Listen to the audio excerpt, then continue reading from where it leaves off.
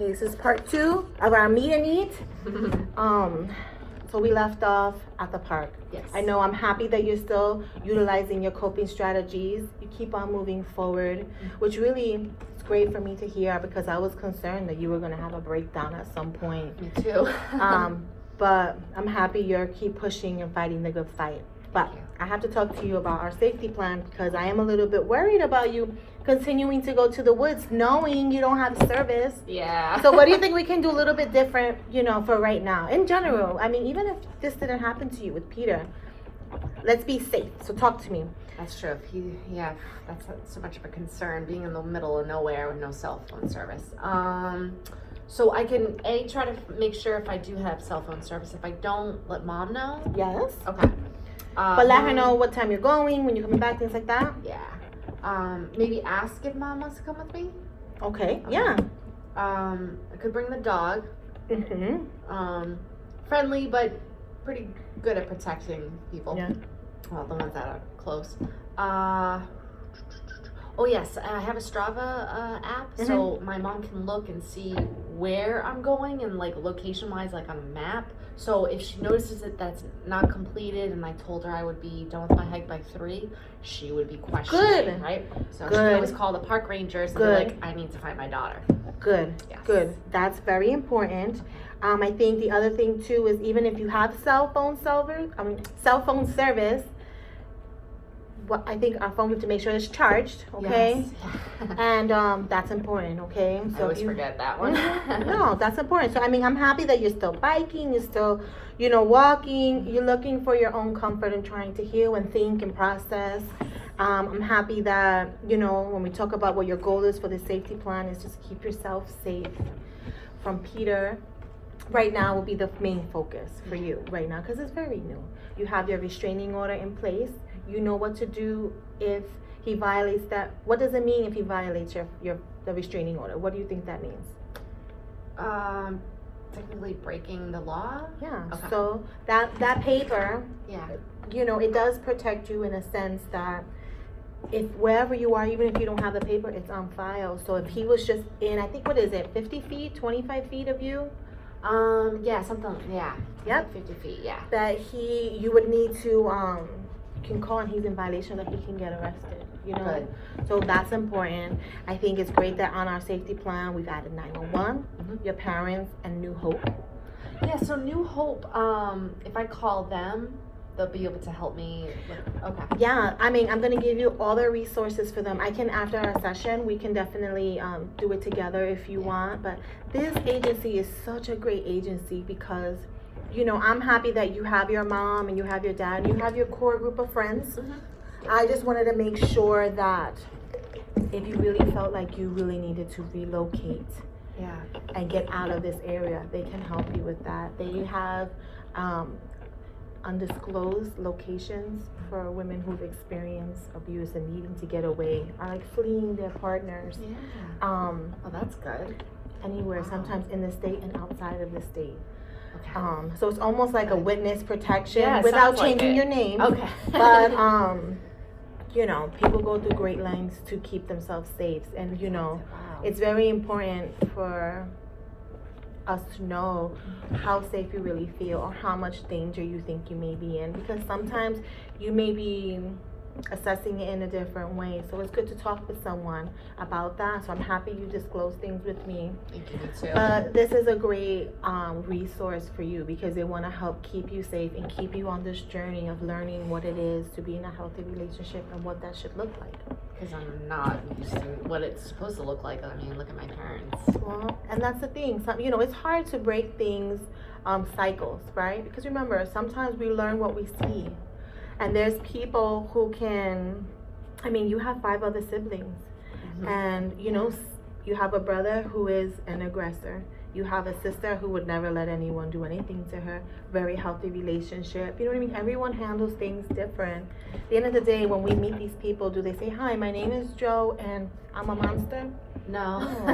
If they did, believe me, we wouldn't be wasting a lot of time. So, don't be so hard on yourself. I just think with these support groups that we run here and that New Hope runs, you're going to be able to make connections that you're not alone. And abuse comes in so many forms. It doesn't have to be someone just physically abusing you. There have been members of the groups that it's just been a verbal assault. And there's some who's just financially abused, where they're not able to have access to nothing. They have to almost ask for just toilet paper or sanitary napkins. So I mean, you're gonna learn a lot. You know, there's days you're gonna be sad coming out of it. There's days that you're gonna feel empowered, but it is a journey, and it is a part of this adventure we call life. So we're gonna help each other get through those things. I'm happy that we're able to create this safety plan also, so that you just become aware of your resources. I think that is the most important thing. It is.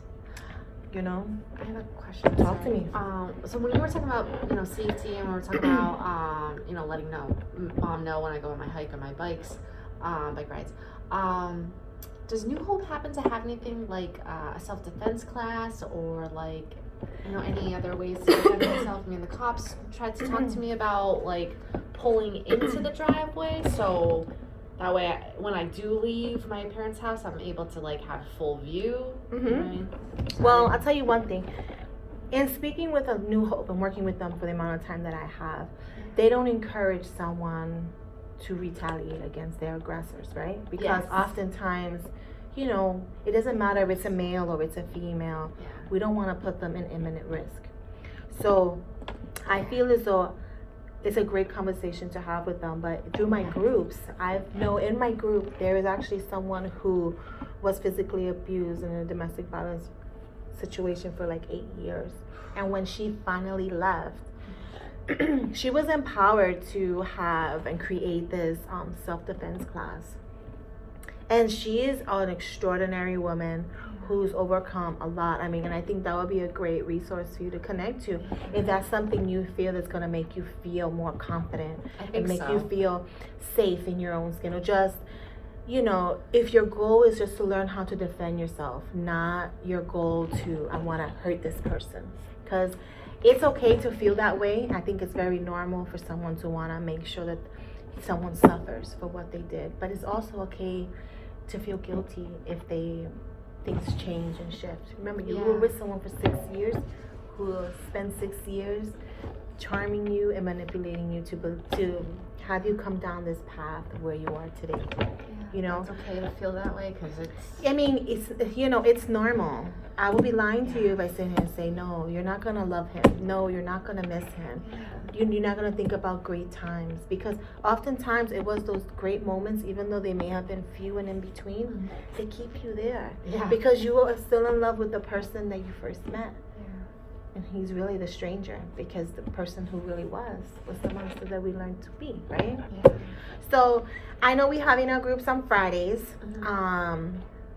and I can give you that person's information because she leaves flyers. When we leave here, I'll show you the board with her flyer and stuff. But she's really great. She also has like a whole line of. She went into like self-defense. She went into like license to carry, because in this state you can carry, even explore options with mace and things of that nature. So I think while people are in this stage in their life, it's important just to be explore what you think works, what doesn't work, like to try it, and just seeing some things really make you feel better about yourself and make you feel okay, I can continue to live.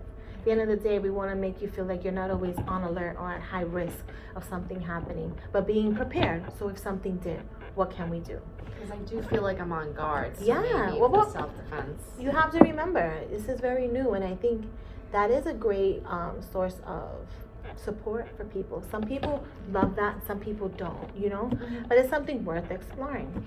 And she's great. Her name is Maggie. She's really, really, really great. So I mean, I will definitely add that to your safety plan. If that's something you want for you as just a goal, can just be, connect with group.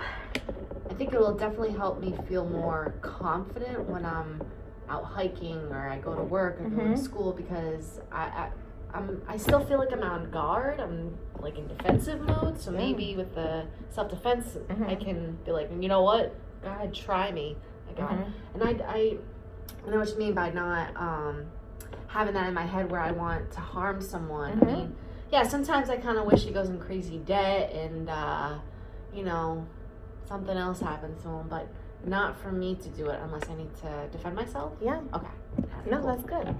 So, and I think the other thing that's important too when we're talking about your safety is making sure that, everyone is identified or can identify who this person is, Yeah. Because he's not a celebrity. It's not like if I said, hey, Obama did X, Y, and Z. Everyone knows what Obama looks Yeah, like, right? yeah.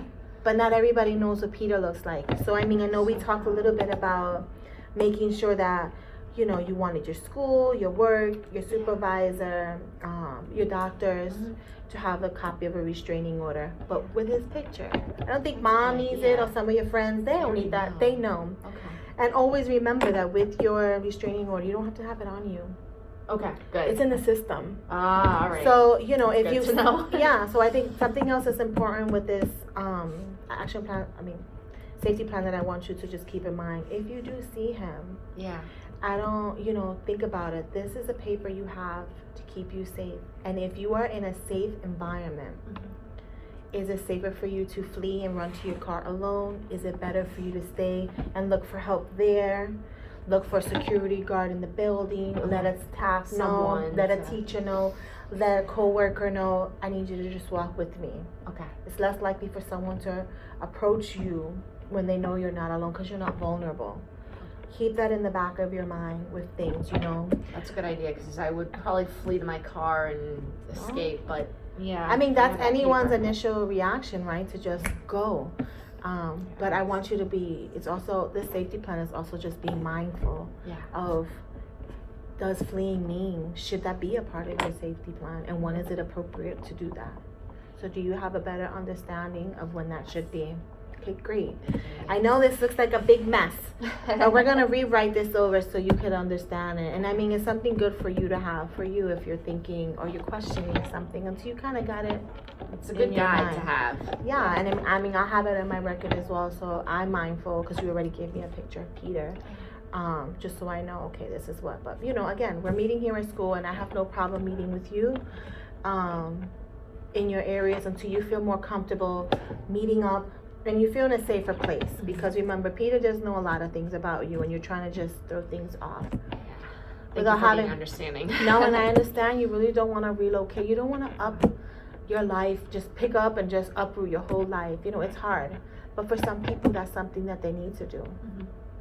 Because your life matters, and I want to make sure you know that. So I know we talked about a lot of different things today. I know our session is not going to be as long as we usually have it, because I know you have to go back into class. But before we end, I just want you to look in my mirror. Here's my mirror. I'm going to put it next to your Gatorade. And I want you to look in my mirror. And I want you to tell me, what is it that you see? I see me a little sad. Yeah. That wants to feel safe 100% of the time and to be able to trust more, and be able to live the life that I was living before, minus Peter, but to be happy and safe. So I want you to look in this mirror, and I want you to say the following things. Okay. Hi, Holly. Hi, Holly. You're safe today. You're safe today. Hi, Holly. Hi, Holly. I'm stronger than yesterday. I'm stronger than yesterday. Hi, Holly. Hi, Holly. We're going to keep fighting the good fight. We're going to keep fighting the good fight. And Holly, I have a lot of people here to help me get through this. I have a lot of people here to get me through this. Okay? You're a beautiful person. Thank you. And these are hard times, but things are going to be okay. Thank you. I cannot promise you that we know the next steps of things, but I think if you continue on this journey and be honest with yourself and then keep on exploring what your feelings are, we'll get there. Okay? Just always keep in mind, when you leave here, I want you to always feel safe. And always remember that if you ever felt like you wanted to speak with Peter, don't do it alone. Okay. Okay. Yeah. Don't do it alone. That's a good And idea. take someone with you that you trust and be in a public place if that's something you wanted to do. I know you haven't expressed that, But I mean, I see you in a week. You know, a lot can happen in a week. You never know. You know, love Yeah. does a lot of things to people, and your heart is still very vulnerable, and your feelings are still very real, okay? Just know that everything will take the course will take action when it needs to. Everything in its time, and don't feel bad about where you are. And even if you did feel bad, it's okay. We're gonna help you get through this. So we'll end today. So I'm to go into class. I'm gonna give you some information for the New Hope, and then on Friday is our session. So a group session. If you wanted to come, you're more than welcome. We do have security there too. So that's it nice always to hear. it always stays in the same place, and you wouldn't even think that it's in this location, because to be honest with you, it's a pizzeria. And there's like a side door of the pizzeria that it goes straight upstairs. So there's an awning upstairs that says karate, but it's not karate. It's where we have our meetings. Really? Yeah, it's like wow, it's secret so... passage. Yeah. Oh, I love that. So I like that because I want to keep things private, especially for victims, because It's a really good idea. we don't want, oh yeah, come to this meeting, and we don't want it visible to people who are the aggressors. Yeah, because All if right. I think in my head that he's looking for me and to see, oh yeah, a support group for people that. And remember this: if you really feel like you're in that much imminent risk, call 911. Talk to your parents, but connect with New Hope. If you needed to relocate, they can help this. They will help you make this happen. That doesn't mean you stop having a family. You stop having therapy. We're still here. It's just different. Even after, because I'm with my parents right now, like even now, like if I Yeah, feel- if you okay. feel like you just have to disrupt your current housing situation to run We're away living from this. together. Yeah, and he's still there. So I mean, don't feel like because you have a place, this is open to anyone who needs to get away. Okay. And the hotline number is 1-800-666-3324. Yeah. 24 hours a day. Call them. Oh, okay. So if you're feeling like something, or you have this nervousness about you, like I don't know what to do, Call. they can help you. And Okay. you have my emergency number as well, and we'll just go from my there. phone. Yeah. Okay, honey. Thank It you was so nice much. seeing you. This was different. Yeah. I mean, I but like it, but yeah. we will touch base more. Thank you. I appreciate it.